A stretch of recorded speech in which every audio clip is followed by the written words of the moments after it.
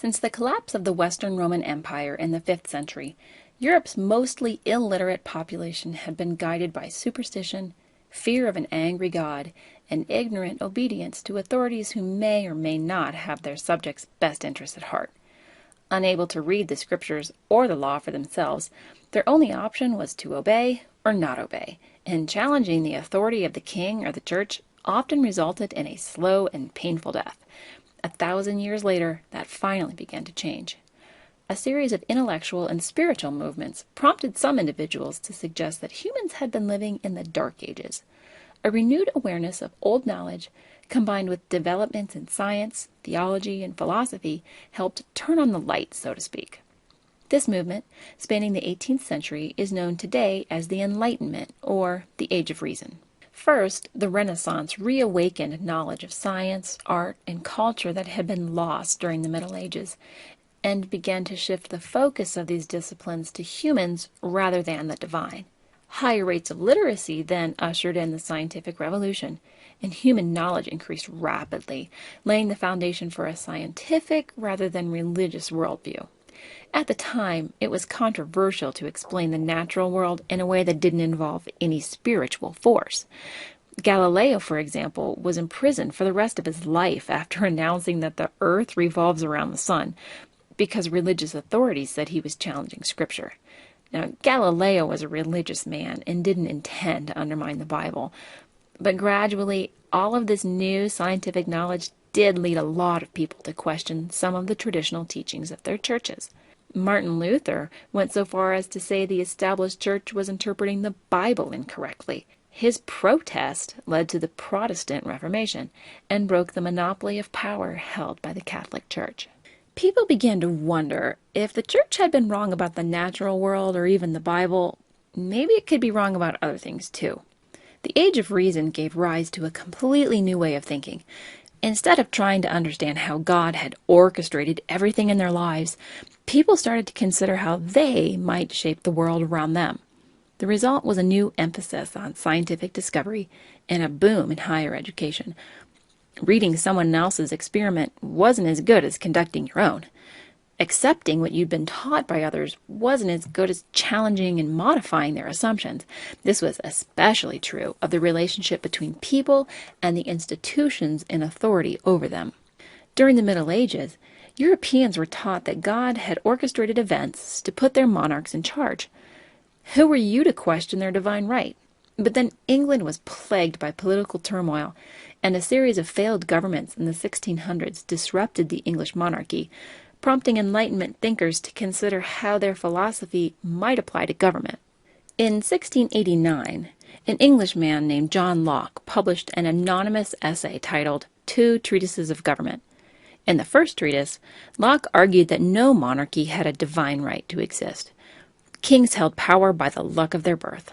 Locke's second treatise, stating that government should only exist by the consent of the governed, was more influential in America.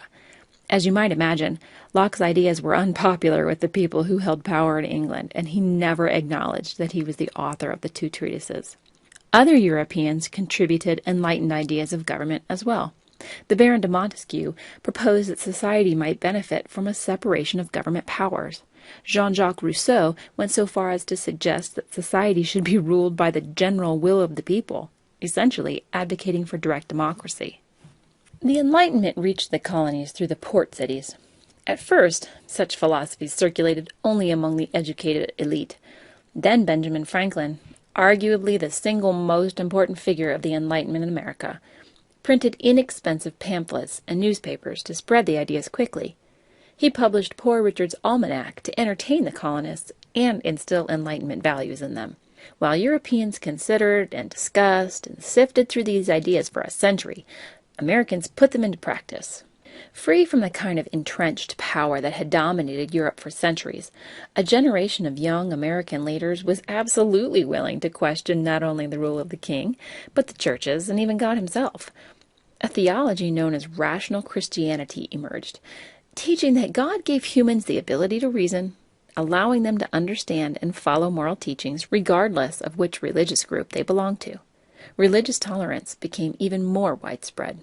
Many Americans moved toward deism, a philosophical belief in a deity based on reason rather than faith. In deism, God is sometimes compared to a watchmaker who makes a watch, winds it up, and then leaves its maintenance to the person who owns it. Deists believe that God created the world and set natural laws into motion, and then his work was done. It's up to humans to keep the world running. Deists do not believe that God supernaturally intervenes in the world or human events. Some of the founding fathers, like Thomas Jefferson, were deists. Many others were strongly influenced by deism, even if they didn't claim to follow it. Though a few Enlightenment thinkers discarded religion altogether, most tried to reconcile their belief in God with science and philosophy.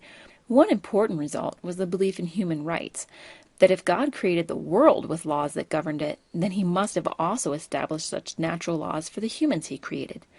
Americans began to believe that the intended role of government was to protect these God-given rights.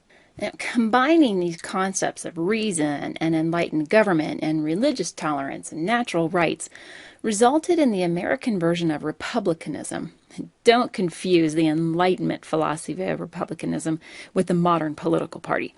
At the time, it was a complete reversal of the idea of divine right.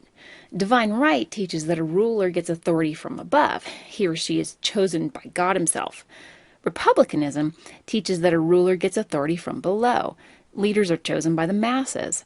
By contrast, citizens get their rights from God, not from the monarch. Republicanism gained widespread acceptance in America. The people knew firsthand that each colony could successfully rule itself without the help of divinely appointed monarchs. They'd been doing it since Jamestown was founded, and even more so under the policy of salutary neglect. Thomas Paine then wrote a pamphlet called Common Sense, in language familiar to average Americans. It helped colonists better understand other Enlightenment philosophy and generated support for a revolution against British rule. But the Enlightenment was more than just the philosophical background for the American Revolution. It was a blueprint for a modern democratic society. Here, democratic is not a reference to a modern political party, but the concept of a society in which all citizens participate equally. Our earliest documents, including the Declaration of Independence, as well as the constitutions of the United States and all of the original states, cannot be separated from Enlightenment ideals, especially those of John Locke. The Enlightenment also fostered the values that were necessary for cooperative citizenship, values such as patriotism, virtue, and personal rights. It defined freedom as a right within the context of citizenship and civic responsibility.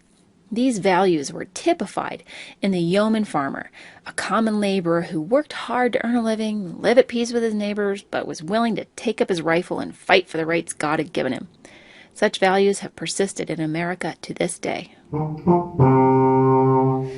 Let's review. After 1,000 years, the Renaissance helped Europe awaken from the Dark Ages. Higher literacy allowed for a rapid increase in human knowledge, known as the Scientific Revolution, which in turn led people to move away from a religious view of the world. After breaking the authority of the Church in the Reformation, people began questioning other things as well. This movement is collectively called the Enlightenment. John Locke and other European philosophers challenged the notion of divine right and advocated for self-rule. American application of these ideas resulted in deism, republicanism, and ultimately a more democratic society. Thomas Paine helped explain Enlightenment philosophy in plain language, and Benjamin Franklin published the ideas widely.